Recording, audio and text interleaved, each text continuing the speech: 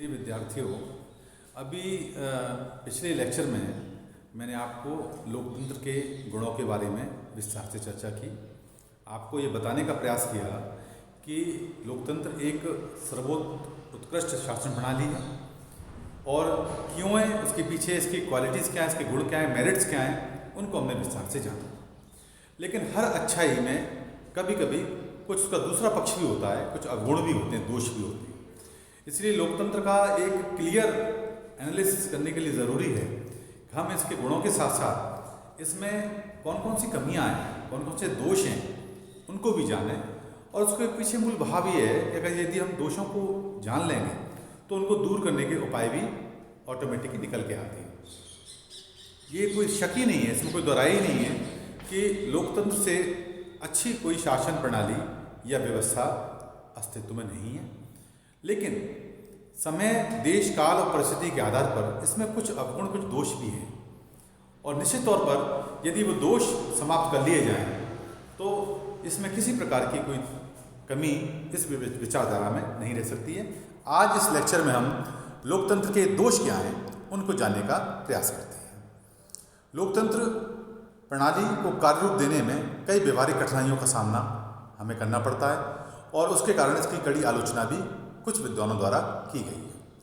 कुछ विद्वान तो यहाँ तक कहते हैं कि लोकतंत्र का अब कोई उपयोग नहीं रहा है, क्योंकि अब कहीं भी सच्चे रूप में लोकतांत्रिक सरकार की या लोकतांत्रिक प्रणाली नहीं पाई जाती। उसके पीछे मूल कारण ये भी माना जाता है कि लोकतंत्र जो है वो एक सर्वोत्कृष्ट प्रणाली तो है वैचारिक दृष्टिकोण से, सैद्धांतिक धरातल पर, लेकिन व्यवहार में जब इसको हम देखते हैं तो वो कौन लोग हैं जो शासन में या इस लोकतंत्रात्मक प्रणाली में सहभागिता सुनिश्चित कर रहे हैं। निर्णय प्रक्रिया में और निर्णय निर्माण में किस वर्ग की सक्रिय भूमिका है, ये लोकतंत्र को की जो सफलता है, ये विचारधारा जो है उसको प्रतिबिंबित करती है। यदि व्यवहारिक रूप में देखा जाए तो इसमें ऐसी अनेक कमियां नजर आती हैं जो लोकतंत्र में या लोकतंत्रात्मक शासन व्यवस्था में, इसकी निर्णय प्रक्रिया में प्रभावी होती है। और इस कारण सैद्धांतिक चर्चा जो हमने अभी तक की, जिसके आधार पर हमने ये स्थापित करने का प्रयास किया कि लोकतंत्र दुनिया की सबसे अच्छी शासन प्रणाली है, सबसे अच्छी व्यवस्था है, लेकिन इसके बावजूद भी यदि व्यवहारिक रूप में देखा जाए तो उसमें एक विशिष्ट वर्ग है जो कहीं ना कहीं इस शासन प्रणाली में अपना वर्चस्व रखता है और इस कारण इसमें कई दोष भी पाए जाते हैं। आइए इस लेक्चर के माध्यम से हम कुछ प्रमुख उन दोषों को जानने का प्रयास करते हैं जो लोकतंत्र की प्रणाली को कमजोर करते हैं। सबसे पहला जो दोष हमें नजर आता है, लोग कहते हैं, आलोचक कहते हैं कि लोकतंत्र अयोग्यों का शासन है, रूल ऑफ इनकम्पिटेंस। लोकतंत्र इस धारणा पर आधारित है कि प्रत्येक व्यक्ति शासन करने की अन्य व्यक्तियों की बराबरी योग्यता रखता है, हर व्यक्ति समान है। लोकतंत्र का एक अवधारणा मैंने बताई थी, समानता और स्वतंत्रता। समानता से आशय यही है, लोकतंत्र में ये कहा जाता है equality of law and equal protection of law, कानून की समानता और कानून के समक्ष समानता, अर्थात प्रत्येक व्यक्ति जाति, भाषा, धर्म, लिंग किसी के आधार पर असमान नहीं है। कानून सबको समान संरक्षण प्रदान करेगा और प्रत्येक व्यक्ति को शासन करने की अन्य व्यक्तियों के बराबर योग्यता रखता है। इस अवधारणा की तीव्र आलोचना की जाती है। प्लेटो का मत था कि शासन का संचालन एक कला है और केवल ज्ञानी व्यक्ति ही शासक बनना चाहिए। इसलिए प्लेटो ने अपनी प्रमुख पुस्तक थी रिपब्लिक, उसमें समाज में 3 वर्ग बताए थे, शासक वर्ग, संरक्षक वर्ग और उत्पादक वर्ग। और शासक वर्ग को उसने एक विशेष प्रक्रिया के द्वारा, एक जीवन की प्रक्रिया के द्वारा आगे चल के उसने अंतिम समय काल में आकर के ही एक दार्शनिक राजा का उसने कंसेप्ट दिया था। तो उसका मानना ये था कि शासन का जो संचालन है वो योग्य व्यक्तियों के हाथों में होना चाहिए और उसकी उसने पूरी प्रक्रिया बताई थी। वहीं अरस्तु का विचार था कि केवल कुछ लोगों में ही शासन करने की क्षमता रहती है। इसके प्रतिकूल लोकतंत्र विशेषज्ञों की उपेक्षा करता है। हम वास्तव में देखें तो लोकतंत्र में क्या होता है, कोई भी व्यक्ति किसी पार्टी से चुनाव में टिकट लेकर या निर्दलीय चुनाव लड़ता है, जनता उसको मत देती है, यदि वो अधिक मत प्राप्त करता है तो विजयी होता है और शासन में सहभागिता सुनिश्चित करता है। इसका कोई ध्यान नहीं रखा जाता कि उसकी क्वालिटी क्या है, उसकी कॉम्पिटेंस क्या है, उसकी योग्यता क्या है। तो इसमें एक प्रकार से लोकतंत्र में जो शासन कला में, इसमें जनता की सहमति से जनता अपने प्रतिनिधियों को चुनाव में निर्वाचित करके भेजती है। एक अच्छी बात है, मैंने अपने गुणों में चर्चा की थी। लेकिन वो कैसे व्यक्ति चुन के जा रहे हैं, जनता किनको चुन रही है, उनकी योग्यता क्या है, शासन कला में उनकी क्या अहमियत है, कितना ज्ञान वो रखते हैं, कितना कैसा उनका विजन है, ये सारी बातें लोकतंत्र को कहीं ना कहीं कमजोर करती हैं। इसलिए कहा गया है कि लोकतंत्र अयोग्यों का शासन है। आपने देखा भी होगा कि लोकतंत्र में कोई डॉक्टर तो वित्त मंत्री बन जाता है, कोई अशिक्षित शिक्षा मंत्री बन जाता है। इसलिए कतिपय आलोचकों ने इसको अयोग्यता का शासन, अ कल्ट ऑफ इनकॉम्पिटेंस कहा है। तो ये इसकी बहुत बड़ी आलोचना या इसके हम दोष के रूप में इसको हम इंगित कर सकते हैं। फेजेट ने लोकतंत्र को अनिविज्ञता भरा एक ऐसा शासन कहा है जिसमें कोई सुधार संभव नहीं है। लेकिन ने भी कहा है लोकतंत्र की आलोचना करते हुए कि लोकतंत्र सबसे अधिक गरीब, सबसे अधिक अज्ञानी और सबसे अधिक अयोग्य व्यक्तियों द्वारा शासन है, जिनकी जनसंख्या स्वाभाविक रूप से सबसे अधिक होती है। इसलिए आलोचकों का यह भी कहना है कि इस शासन प्रणाली में वोटों को तौला जाता है, गिना नहीं जाता। कितने वोट किसके पड़े, उसके वोटों की संख्या देखी जाती है, क्वालिटी ऑफ वोटिंग नहीं देखी जाती। इसमें अयोग्य व्यक्तियों का बहुमत योग्य व्यक्तियों के अल्पमत पर शासन करता है। इसलिए प्रोफेसर हंसा ने लिखा है कि लोकतंत्र के नेताओं की स्थिति उन स्कूल के मास्टरों जैसी होती है जिनकी नियुक्ति विद्यार्थियों की इच्छा से की जाती है और जिन्हें विद्यार्थियों की इच्छा से हटाया भी जा सकता है। तो ये लोकतंत्र के यदि हम अवगुणों की या दोषों की बात करें तो ये बात की जा सकती है। वहीं एक इसकी बात कही जाती है कि लोकतंत्र एक प्रकार का भीड़ तंत्र है। भीड़ तंत्र से आशय आपने देखा होगा, जब हम अरस्तु के दर्शन को पढ़ते हैं तो उसने संविधानों का वर्गीकरण की चर्चा की है। उसने दो प्रकार के संविधान बताए हैं, एक तो प्योर, एक प्रोबेट, एक विशुद्ध, एक विकृत। तो लोकतंत्र को उसने विकृत संविधान बताया है, भीड़ तंत्र कहता है। डेमोक्रेसी इज अ माओक्रेसी, और जो डेमोक्रेसी जिसे हम शुद्ध सैद्धांतिक रूप में हम परिभाषित करते आए हैं उसको वो पॉलिटी कहता है। तो लोकतंत्र के विरोधी यह तर्क देते हैं कि आम जनता प्राय अनपढ़, जाहिल और गैर जिम्मेदार होती है।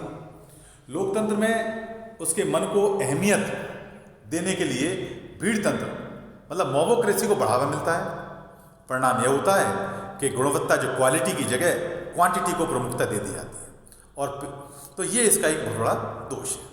एक दोष और है कि पेशेवर राजनीतिज्ञों का बाहुल्य, मतलब ऐसे पॉलिटिशियंस लोकतंत्र में शासन सत्ता में आ जाते हैं जो पेशेवर होते हैं, जो एक्सपर्ट्स होते हैं कि जनता के वोटों को किस प्रकार बनाया जाए, जनता से वोट किस प्रकार लिए जाएं, जाति, धर्म, संप्रदाय या बाहुबल या धन के आधार पर किस प्रकार वोटों को बटोर के और शासन में सहभागिता सुनिश्चित की जाए।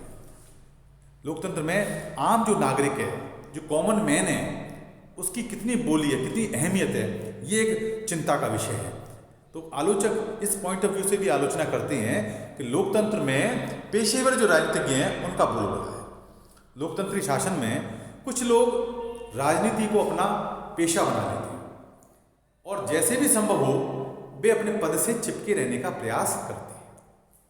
वे अपनी भाषण शक्ति से जनता को प्रभावित कर निर्वाचित हो जाते हैं, किंतु उनमें इतनी योग्यता नहीं होती कि वे देश की उन्नति के लिए कोई सकारात्मक, कोई पॉजिटिव कार्य कर सकें।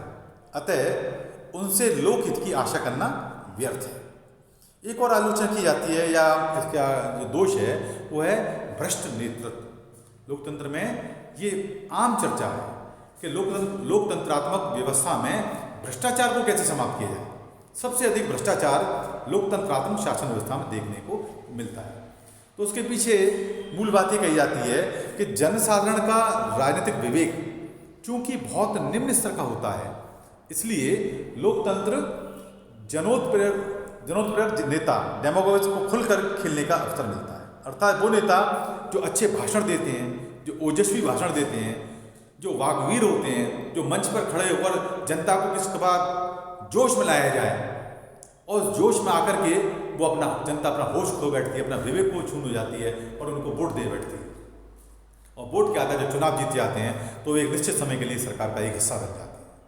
तो ऐसे अवसर पर ये जो पेशेवर राजनीतिज्ञ हैं वो किस प्रकार जनता से वोट बटोर कर और शासन में पहुंच जाते हैं, उसके बाद वो कितना जन सहभागिता को, कितना जनता की इच्छाओं को, कितना जनता के हितों को वो तवज्जो देते हैं, ये एक चिंतनीय विषय है।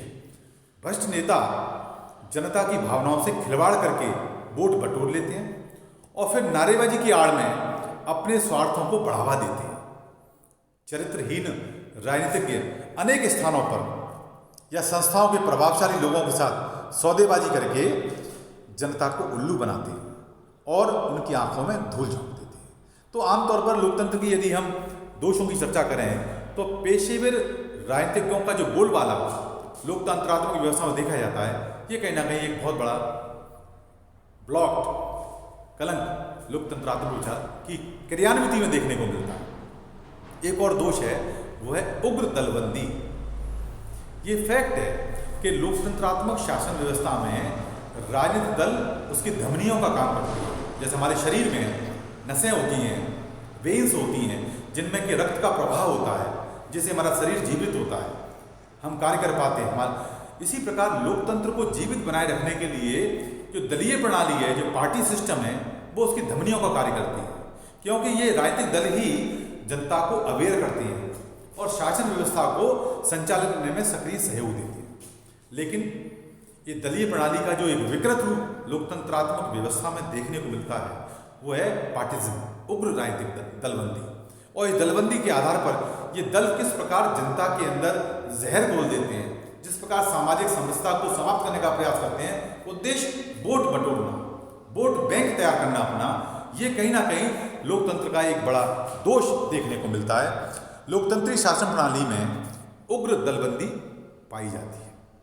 कभी कभी पॉलिटिकल पार्टी जो राजनीतिक दल हैं वो लोकप्रियता प्राप्त करने के लिए अन्य दलों के खिलाफ निम्न स्तर की बातें प्रचारित करते हैं, जो प्राय झूठी होती हैं। इसके अतिरिक्त राजनीतिक दल देशभक्ति के स्थान पर दलीय भक्ति को बढ़ावा देते हैं। और आपने देखा होगा कि चुनावों के दौरान भिन्न भिन्न राजनीतिक दल एक दूसरे पर किस प्रकार के आरोप प्रत्यारोप लगाते हैं, वो नज़ारा आप सबके सामने है। तो कहीं ना कहीं लोकतंत्र का एक सजीव ये दोष देखने को मिलता है कि जहां सैद्धांतिक रूप से राजनीतिक दल लोकतंत्र को जीवित रखने के लिए एक अपरिहार्य शर्त है, और वही ये राजनीतिक दल समाज में चुनावों के दौरान या चुनाव के अतिरिक्त समय में अपना वोट बैंक तैयार करने के लिए जनता को किस प्रकार नारेबाजी के द्वारा, भाषणों के द्वारा, अपने डिबेट्स के द्वारा किस प्रकार का एक जहर बोलते हैं और जनता को विभाजित करते हैं, ये लोकतंत्र के लिए एक सबसे बड़ा दोष हमें देखने को मिलता है। एक अलग दोष है मतदाताओं की उदासीनता, क्योंकि वोटर्स हैं वो भी ज़्यादा परवाह नहीं करते। वो राजनीतिक जो प्रक्रिया है, जो निर्णय प्रक्रिया है, उससे अपने आप को अलग रखते हैं। एक बार वोट डाले आए, 5 साल में एक बार निर्वाचन हुआ, चुनाव की लाइन में लगे, वोट डाला है, अपने हितैषी अपने राजनीतिक दायित्व की निर्भर हो गया। लेकिन वो कौन से व्यक्तियों को चुनाव दे रहे हैं, वो कितने सजग हैं जनता के हितों के प्रति, और सरकार में सहभागिता करने के दौरान वो जनता के हितों की कितना उनका हित कर रहे हैं, कितनी उपेक्षा कर रहे हैं, इस चीज़ से जनता अपने आप को उदासीन हो जाती है और शासक वर्ग या विपक्षी दल अपने मनमर्जी के हिसाब से अपने शासन का संचालन में सहभागिता करते रहते हैं। तो मतदाताओं की जो उदासीनता है वो भी कभी कभी लोकतंत्र को कमजोर करती है। वहीं लोकतंत्र में मतदाता अपने दायित्वों के प्रति उदासीन रहते हैं।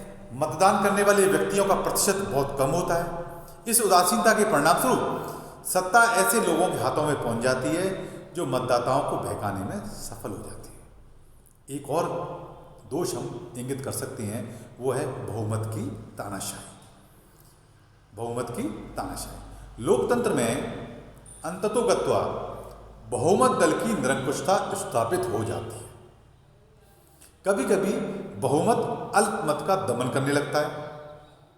लोकतंत्र में 51% लोग 49% लोगों पर मनमाने ढंग से शासन करते हैं।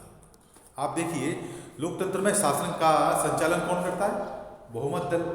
और बहुमत कौन होता है? 50% से अधिक मत, अर्थात 50% से अधिक, मतलब 51% जिसको मत मिल जाएंगे वो 49%, 49% लोगों पर शासन करते हैं। 51% करते ही, उनका तो रिप्रेजेंटेटिव है ही, उनके तो प्रतिनिधि वो हैं ही, लेकिन 49% जिन्होंने उनको मत नहीं दिया है उन पर भी वो शासन करते हैं। तो कहीं ना कहीं ये बहुमत की निरंकुशता को स्थापित करता है। धनवानों का शासन, ये एक बहुत बड़ा दोष लोकतंत्र की प्रणाली में देखने को मिलता है। धनवानों का शासन। कोई गरीब आज के समय में चुनाव लड़ने की कल्पना कर सकता है क्या? बताओ, आज जो चुनाव में खड़े होते हैं उसमें कितना धन और बल का प्रयोग होता है, अप्रत्यक्ष अप्रत्यक्ष तौर पर, प्रत्यक्ष और अप्रत्यक्ष तौर पर। तो क्या कोई गरीब, कोई कमजोर व्यक्ति चुनाव में लड़के क्या जीत हासिल कर सकता है? भारतीय परिप्रेक्ष्य में मैं ये चर्चा कर रहा हूँ कि यहाँ धन और बल का कितना प्रयोग चुनाव में होता है। हालांकि निर्वाचन आयोग अपने शक्ति के आधार पर, अपने शासन के प्रबंधन के आधार पर इस तरह की प्रवृत्तियों को रोकता है और उसके लिए अनेक प्रकार के कानून बने हुए हैं, लेकिन यथार्थ में क्या लोकतंत्र में इस सबकी क्रियान्विति हो पाती है? ये एक सोचने वाली, एक मंथन करने वाली बात है। तो शासन में कौन लोग आते हैं? चुनाव कैसे लोग लड़ रहे हैं? वही लोग घूम फिर कर चुनाव में अपनी सहभागिता सुनिश्चित करते हैं, और ये वो लोग हैं जो धन और बल में सक्रिय हैं।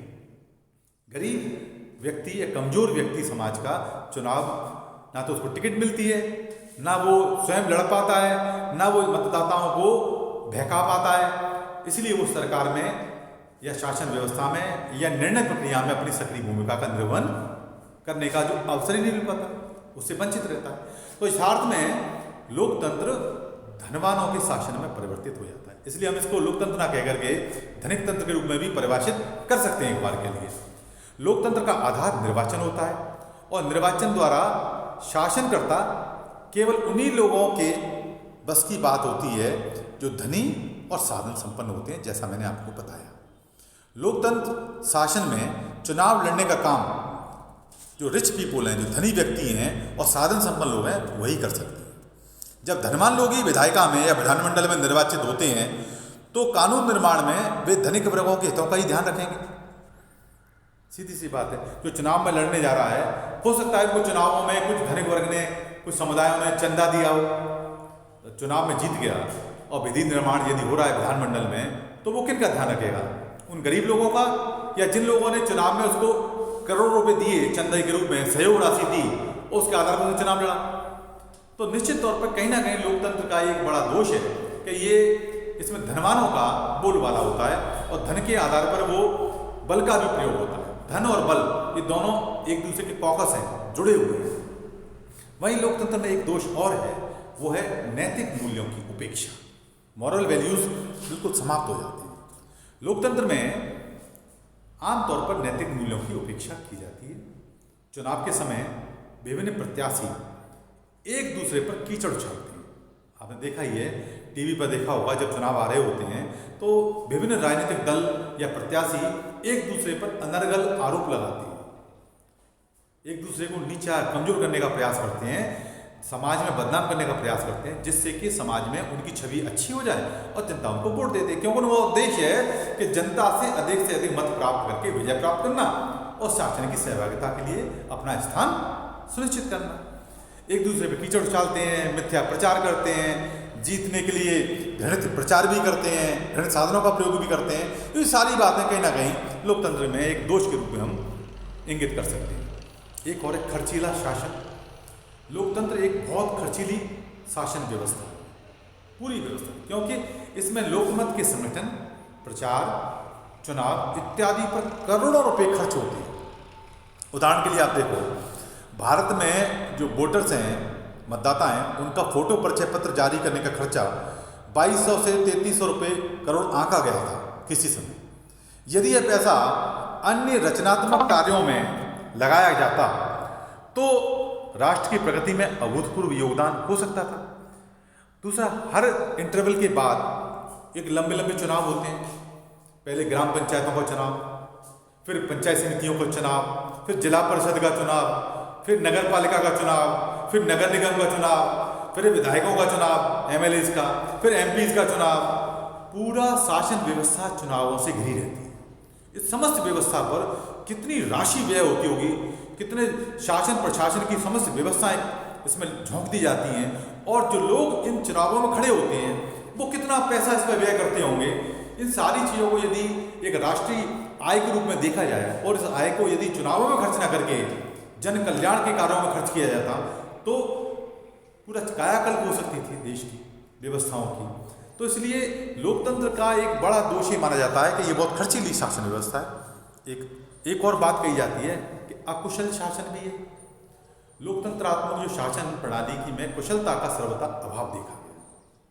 आलोचकों के अनुसार कार्यपालिका, व्यवस्थापिका और न्यायपालिका, एग्जीक्यूटिव, लेजिस्लेचर एंड जुडिशरी, इनके जो सदस्य हैं प्राय अनाड़ी होते हैं।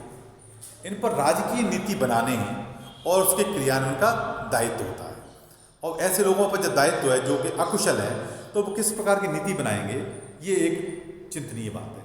तो ये इसका एक बड़ा दोष है। एक और बात कही जाती है कि लोकतंत्र संकट काल के लिए अनुपयुक्त है, मतलब इमरजेंसी में ये ठीक ढंग से कार्य नहीं कर पाती। आपने देखा होगा जहाँ पर कठोर शासन प्रणाली होती है, जहाँ पर सैनिक तंत्र होते हैं, कई बार वहाँ जब राष्ट्रीय आपदा आती है तो वो एक सेंट्रलाइज्ड नीति के आधार पर, एक एडमिनिस्ट्रेशन के आधार पर, एक डिसिप्लिन के आधार पर उसकी क्रियान्विति कर लेता, संकट से उबर जाते हैं। लेकिन लोकतंत्र में ये बात देखी गई है कि संकट काल में कई बार ये उतनी इफेक्टिव साबित नहीं हो पाती है। संकटकालीन स्थिति में लोकतंत्री शासन ठीक साबित नहीं हुआ है। लोकतंत्र का सबसे बड़ा दोष यह है कि ना तो ये शीघ्र निर्णय लिए जा सकते हैं और ना ही शीघ्रता से उन्हें क्रियान्वित किया जा सकता है।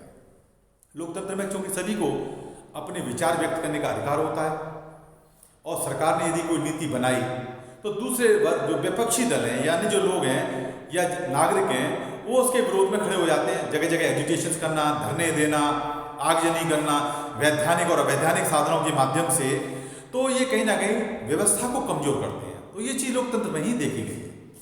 निष्कर्ष के तौर पर हम कह सकते हैं, पेरेटो ने कहा, एक प्रमुख विचारक है, कि लोकतंत्र नैतिक दृष्टि से अनुचित है, व्यवहारिक दृष्टि से असक्षम होता है और राजनीतिक दृष्टि से असंभव है। वस्तुतः लोकतंत्र में अनेक दोष हैं। ये आदर्श शासन प्रणाली नहीं है, ये हमने देख लिया, किंतु अन्य कोई ऐसी शासन प्रणाली भी दिखलाई तो नहीं देती जो इससे अधिक अच्छी हो।